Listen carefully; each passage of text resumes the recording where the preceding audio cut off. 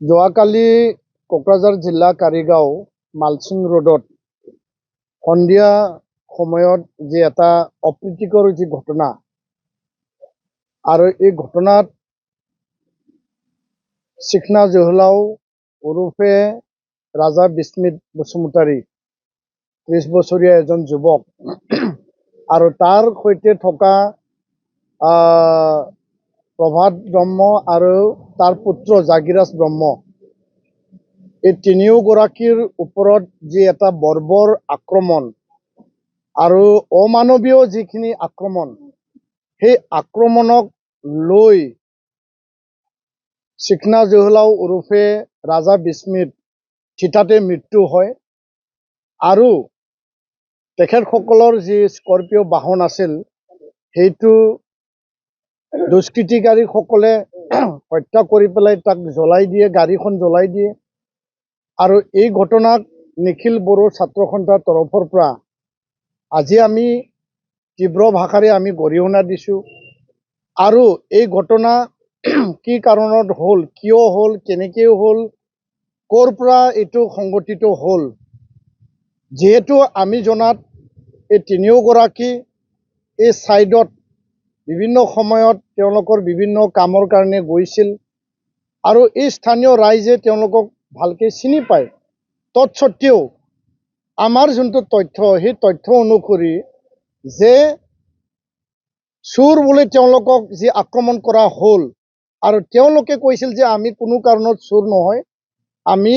এই স্থানত সঘনাই আমি অহা যোৱা কৰি থাকোঁ, তথাপিও তেওঁলোকক বৰ্বৰভাৱে অমানৱীয়ভাৱে চিকনা জহলাও ৰাজা বিস্মিতক হত্যা কৰে।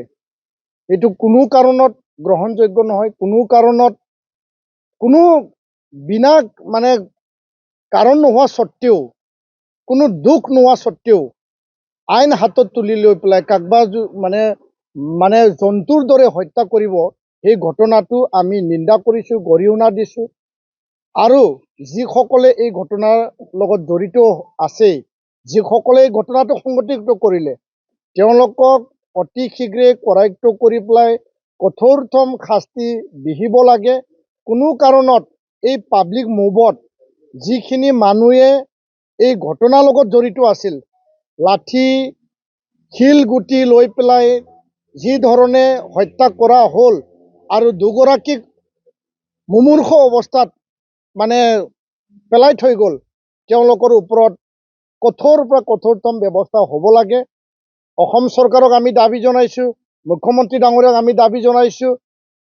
DGP ডাঙৰীয়াক আমি দাবী জনাইছোঁ, কোকৰাঝাৰ জিলা SSP ডাঙৰীয়া, DC ডাঙৰীয়াক আমি দাবী জনাইছোঁ যে প্ৰশাসন কঠোৰ হওক, প্ৰশাসন আইন শৃংখলা নিয়ন্ত্ৰণত আনক, কোনো কাৰণত কোনেও যাতে হাতত আইন তুলি নলয়। আৰু এই ঘটনাৰ ওপৰত আমি দাবী জনাইছোঁ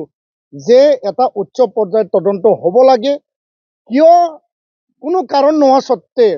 তেওঁলোকক কিয় মাৰিলে, কিয় হত্যা কৰিলে, কি কাৰণ আছিল, কাৰ প্ৰৰোচনাত হত্যা কৰিলে, কোনে অচেতনি জগাই পেলাই হত্যা কৰিলে, সেই কথাটোলৈ আমি যোৱাকালি ঘটনাটো আমি নিখিল বড়ো ছাত্ৰ সন্থাই আমি দাবী জনাইছোঁ, আহ্বান ৰাখিছোঁ। মানুহৰ জীৱন আৰু সম্পত্তিৰ নিৰাপত্তা যি শান্তি যি বিৰাজমান আছিল, সেই শান্তিটো কোনে ভংগ কৰিব বিচাৰিছে, কোনে অশান্তি সৃষ্টি কৰিব বিচাৰিছে, যোৱাকালি ঘটনাটো আমি সেইটো কৈছোঁ। আৰু এই ঘটনাটো লৈ পেলাই আজি ৰাতিপুৱা ভাগৰ পৰা এই হত্যাকাণ্ডৰ প্ৰতিবাদত এতিয়া মানুহ ওলাই আহিছে ৰাজপথলৈ, ৰাজপথ বন্ধ কৰিছে আৰু কিছু অপ্ৰীতিকৰ যিখিনি ঘটনা লণ্ড ভণ্ড কৰা, কিছু ৰাইজৰ যি এটা পাব্লিকৰ যি এটা চেণ্টিমেণ্ট আৱেগ,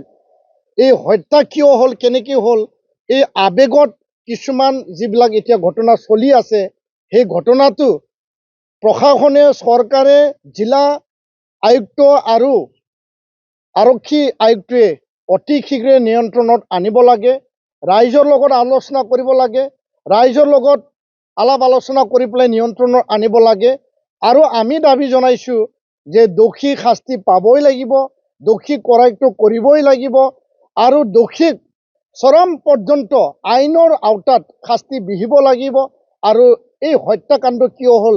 এই চিকনা জহলাওৰ হত্যাকাণ্ডৰ আমি ন্যায় বিচাৰিছোঁ বা ৰাজা বিস্মিনৰ হত্যাকাণ্ড আমি ন্যায় বিচাৰিছোঁ। এই দুৰ্ভগীয়া পৰিয়ালটো, দুৰ্ভগীয়া এই ল'ৰাজনক আমি ন্যায় বিচাৰিছোঁ নিখিল বড়ো ছাত্ৰ সন্থাই। আৰু বৰ্তমান যি পৰিস্থিতি আমি শুনিবলৈ পাইছোঁ, যি পৰিৱেশ পৰিস্থিতি এতিয়া ঘটনা পৰিঘটনা যিবিলাক উত্তেজনা চলি আছে, নিয়ন্ত্ৰণৰ আনিবৰ কাৰণে প্ৰশাসন আৰু চৰকাৰে কাম কৰক। নিখিল বড়ো ছাত্ৰ সন্থাই আমি আহ্বান জনাইছোঁ যে আইনৰ গণ্ডিত হত্যাকাৰীয়ে শাস্তি পাব লাগিব, হত্যাকাৰীক ফাঁচি দিব লাগিব, আৰু আইন যাতে হাতত তুলি নলয়, কোনেও আইন যাতে ভংগ নহয়, ইয়াৰ কাৰণে সকলোকে শান্তি সম্প্ৰীতি বজাই ৰাখিবৰ কাৰণেও আমি আহ্বান জনাইছোঁ। আৰু যি সান্থাল জনগোষ্ঠীৰ কিছু দুষ্কৃতিকাৰীয়ে কৰা বুলি যি কথাটো এতিয়া তথ্যমতে আহিছে, আৰু ইয়াত যিগৰাকী যুৱকে তাত মৰিল, তেওঁ বড়ো সম্প্ৰদায়ৰ যুৱক হয়। আৰু ইয়াৰ কাৰণে চাওতাল আৰু বড়োৰ মাজত এটা সংঘাত সৃষ্টি কৰিব বিচৰা এই পৰিৱেশটো আমি, কিয়নো সকলো সমাজত বেয়া মানুহ থাকে, সকলো সমাজত অঞ্চলত বেয়া মানুহ থাকে, বেয়া মানুহে যি ঘটনা কৰিছে বেয়া মানুহৰ ওপৰত একশ্যন লওক, কিন্তু জাতি আৰু জাতিৰ মাজত এই বিভেদ আৰু বিভাজন যাতে নহয়, তাৰ কাৰণে আমি সান্থাল জনগোষ্ঠীৰ লোকসকলৰ লগতো আমি আলোচনা কৰিছোঁ যে বেয়া মানুহক আপোনালোকে ওলাই দিয়ক, আৰু কি কাৰণত হত্যা কৰা হ'ল, কিয় হত্যা কৰা হ'ল, ইয়াৰ কাৰণে উচিত বিচাৰ তদন্ত ন্যায় আমাক লাগে। আৰু এই পৰিৱেশটো যাতে সকলোৱে সংযম হৈ পেলাই